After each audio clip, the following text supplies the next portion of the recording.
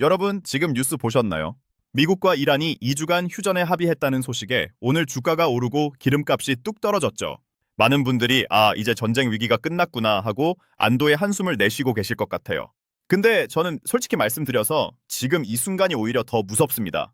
왜냐고요? 지금 시장이 보내는 신호와 실제로 물밑에서 벌어지고 있는 일이 완전히 다르거든요. 저도 처음엔 경제 뉴스가 너무 어렵고 복잡해서 그냥 전문가들이 알아서 하겠지 하고 넘겼던 사람이에요. 근데 그렇게 무관심하게 있다가 내 자산이 줄어드는 걸 보고 나서야 깨달았죠. 경제는 전문가만의 이야기가 아니라 우리 월급, 우리 장바구니, 우리 저축 통장에 직접 영향을 미치는 내 이야기라는 걸요. 오늘은 어렵게 생각하지 마시고요. 제가 최대한 쉽게 풀어드릴게요. 지금 이 2주 휴전이라는 게 표면적으로는 평화처럼 보이지만 실제로는 어떤 의미인지, 그리고 2주 뒤에 어떤 일이 벌어질 수 있는지, 그때 우리 같은 평범한 사람들은 어떻게 대비해야 하는지를 오늘 하나하나 짚어드릴 거예요.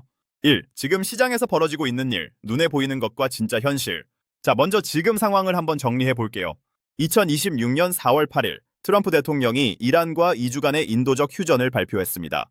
그러자 바로 다음 날, 배럴당 110달러를 넘나들던 국제 유가가 무려 14%나 폭락하면서 90달러 선까지 내려왔어요. 주식시장 선물도 급등했고 공포에 질려있던 투자자들이 일제히 환호했죠. 특히 우리나라 입장에서는 정말 반가운 소식이었어요. 호르무즈 해협 들어보셨죠? 중동에서 우리나라로 오는 원유의 대부분이 통과하는 아주 좁고 중요한 바닷길인데요. 거기가 막혀있던 우리 유조선 7척을 포함해 총 21척의 선박이 다시 움직이기 시작했거든요. 이 배들에 실린 원유가 무려 1,400만 배럴인데 우리나라 전체가 약 5일 동안 쓸 수 있는 양이에요. 와, 이제 살았다 싶으시죠? 근데 저는 여기서 딱 하나만 여쭤볼게요. 이 휴전 유통기한이 딱 2주예요. 왜 하필 2주일까요? 왜 트럼프는 이란을 향해 석기 시대로 되돌려 놓겠다고 강하게 협박하다가 갑자기 90분 만에 마음을 바꾸고 휴전에 합의한 걸까요? 이걸 이해하려면 뉴스에서 보여주는 표면 말고 그 아래에 숨어있는 진짜 이야기를 봐야 해요.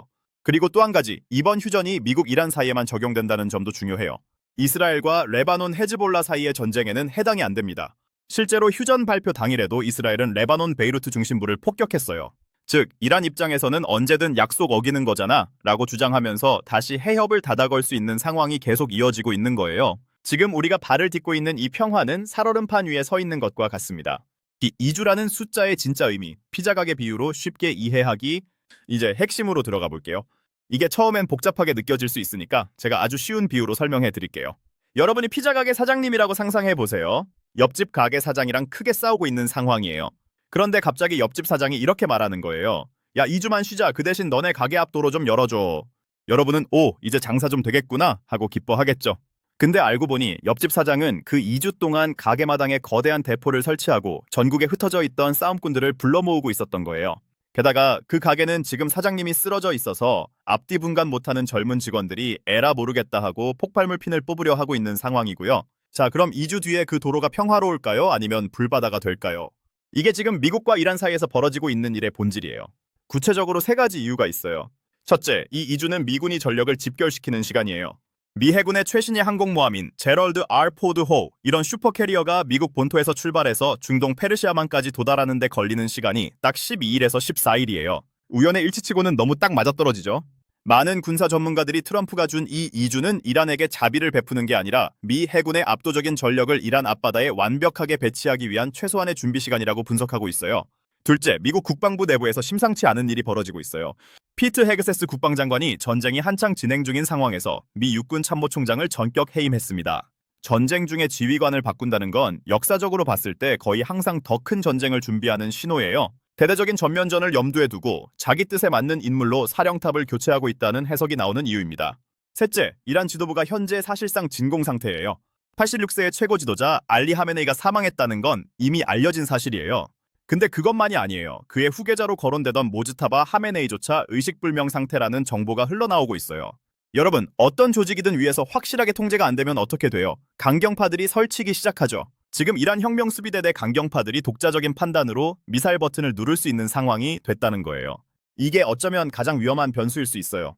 3. 2주 뒤에 펼쳐질 수 있는 4가지 시나리오. 자, 그럼 이제 진짜 핵심이에요. 2주 뒤에 어떤 일이 벌어질 수 있을지 제가 분석한 4가지 시나리오를 하나씩 설명해 드릴게요. 어렵지 않아요. 차근차근 따라오세요. 시나리오 1. 호르무즈 해협에 통행료 부스가 생긴다. 첫 번째 시나리오는 이란이 호르무즈 해협을 일종의 유료 도로로 만들려는 거예요. 쉽게 설명하면 이래요. 파나마 운하나 수에즈 운하 아시죠? 배들이 그 좁은 길을 지나가려면 통행료를 내잖아요.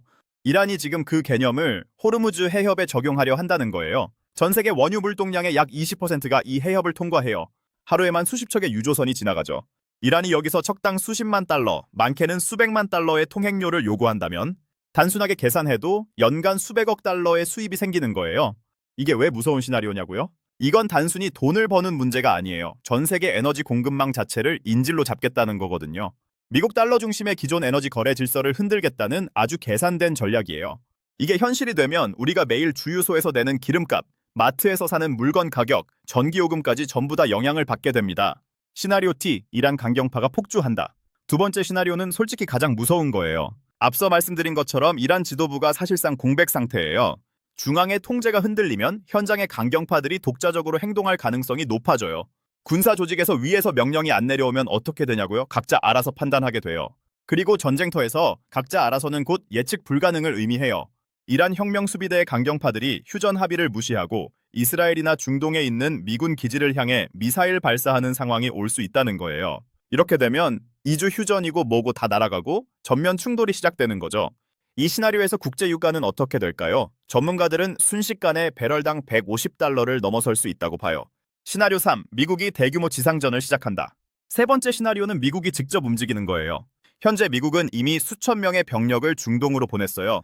헤그세스 국방장관은 전사문화, 즉 강력한 군사 행동을 매우 강조하는 인물로 알려져 있어요. 군수 내부도 이미 자기 사람으로 교체를 완료해가고 있고요. 2주라는 휴전 기간 동안 이 병력들이 이란 국경 근처에서 최종 점검을 마친다면 휴전이 끝나는 시점에 대규모 군사 행동이 시작될 수 있다는 분석이에요.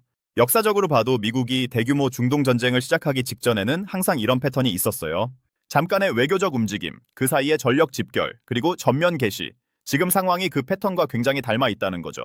시나리오 4, 한국 경제가 직격탄을 맞는다. 스크루플레이션의 공포. 네 번째 시나리오는 솔직히 말해서 저한테 그리고 여러분한테 가장 직접적으로 와닿는 이야기예요. 스크루플레이션이라는 단어 생소하죠? 제가 설명해 드릴게요.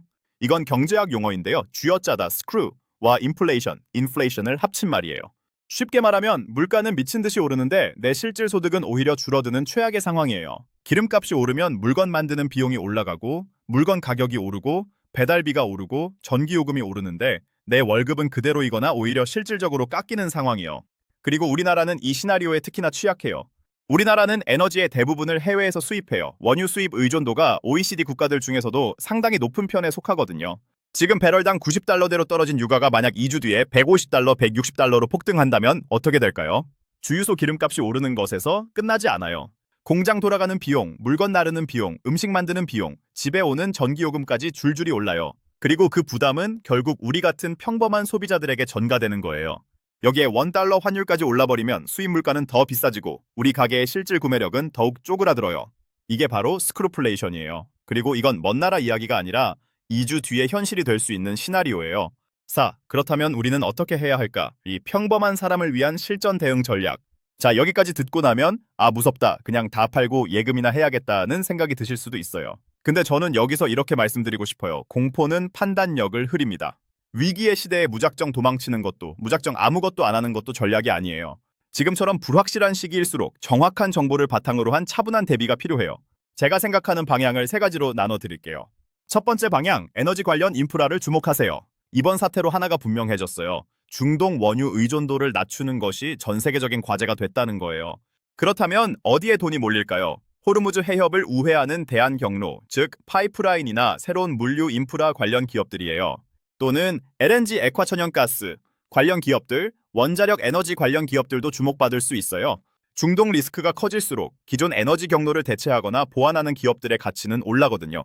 이건 단기적인 투기가 아니라 구조적인 변화에 따른 흐름이에요. 두 번째 방향, 방산 분야, 특히 스마트 방산을 눈여겨보세요. 전쟁의 양상이 바뀌고 있어요. 예전에는 비싸고 큰 장비가 전쟁을 결정했다면 지금은 싸고 정확하고 빠른 AI 드론과 무인 시스템이 전장의 핵심이 되고 있어요. 이번 중동 분쟁에서도 드론이 얼마나 중요한 역할을 하는지는 뉴스에서 많이 보셨을 거예요. 이 흐름은 일시적인 게 아니라 전 세계 국방 예산의 패러다임이 바뀌는 거예요. 특히 우리나라는 K방산이라는 이름으로 글로벌 방산 시장에서 존재감을 키우고 있어요. 이 분야에서 AI, 드론, 사이버 방어 기술을 갖춘 기업들은 중장기적으로 성장 가능성이 높다고 볼 수 있어요. 물론 투자는 항상 신중하게 자신의 상황에 맞게 결정하셔야 해요. 세 번째 방향, 안전자산으로 포트폴리오를 지키세요. 유가가 폭등하면 화폐 가치는 떨어져요. 특히 원화처럼 에너지 수입 의존도가 높은 나라의 화폐는 더 취약할 수 있어요. 이럴 때 전통적으로 가치를 보존하는 자산이 금이에요. 달러 자산을 일부 보유하는 것도 환율 상승에 대한 방어가 될 수 있고요. 투자에 익숙하지 않으신 분들이라면 당장 뭔가를 사고 파는 것보다 지금 내 자산 구조가 어떻게 돼 있는지를 점검하는 것부터 시작하시는 게 좋아요. 예금 하나, 주식 하나에 모든 걸 몰아넣지 않는 분산, 그게 가장 기본적인 방어예요. 5. 딱 한 가지만 기억하세요. 낙관론에 속지 마세요. 마지막으로 이것만 말씀드릴게요. 물론 제가 말씀드린 네 가지 시나리오가 전부 현실이 되지 않을 수도 있어요. 만약 이 2주 동안 이란이 핵 개발을 완전히 포기하고 미국이 제재를 전면 해제하는 극적인 타협이 이루어진다면요? 그럼 유가는 60달러까지도 내려갈 수 있어요. 세상이 정말 평화로워지는 거죠. 하지만 지금까지 보이는 움직임들, 군사적 전력 집결, 군 수뇌부 교체, 이란 지도부 공백 상태, 이런 것들을 종합적으로 보면 그 가능성은 지극히 낮아 보여요. 지금은 장밋빛 전망을 믿고 싶은 마음을 잠깐 내려놓고 최악의 경우를 대비한 생존 전략을 먼저 세우는 게 맞아요. 경제에서 가장 비싼 실수는 설마 그렇게까지 되겠어? 하고 방심하는 거니까요. 여러분의 지갑과 자산을 지키는 건 결국 여러분 자신이에요. 저는 그 판단을 도와드리고 싶을 뿐이고요. 자, 오늘 이야기 정리해 볼게요. 딱 세 가지만 기억하세요. 첫째, 지금의 2주 휴전은 평화의 신호가 아닙니다. 미 항공모함이 이란 앞바다에 집결하는 데 필요한 군사적 준비 시간이에요. 뉴스에서 유가 떨어졌다, 증시 올랐다고 할 때 그 이면에서 무슨 일이 벌어지는지를 함께 봐야 해요. 둘째, 호르무즈 해협은 단순한 뱃길이 아니에요. 우리 삶에 직접 연결된 에너지 공급의 핵심 통로예요. 이란이 이 해협을 무기화하려는 움직임이 현실이 된다면 그 영향은 주유소 기름값에서 끝나지 않고 장바구니 물가, 전기요금, 우리 월급의 실질 가치까지 전부 흔들어 놓을 수 있어요. 셋째, 위기는 준비한 사람에게는 기회가 되고 방심한 사람에게는 재앙이 됩니다. 무작정 겁먹을 필요도 없고 무작정 낙관할 필요도 없어요. 지금 내 자산 구조를 한번 점검하고 분산하고 대비하는 것, 그게 우리 같은 평범한 사람들이 할 수 있는 가장 현명한 행동이에요. 경제 뉴스는 어렵고 멀게 느껴지지만 결국 그 영향은 우리 일상 속에 아주 가깝게 와닿아요. 저도 처음에는 아무것도 몰랐지만 하나씩 공부하고 이해하면서 적어도 내 자산만큼은 내가 지킬 수 있게 됐어요. 여러분도 할 수 있어요. 오늘 영상이 도움이 됐다면 좋아요와 구독 꼭 눌러주시고요. 궁금한 경제 이슈나 어렵게 느껴지는 뉴스 있으면 댓글로 알려주세요. 제가 최대한 쉽게 풀어서 다음 영상으로 가져올게요. 우리 같이 공부하면서 같이 지켜냅시다. 다음 영상에서 만나요.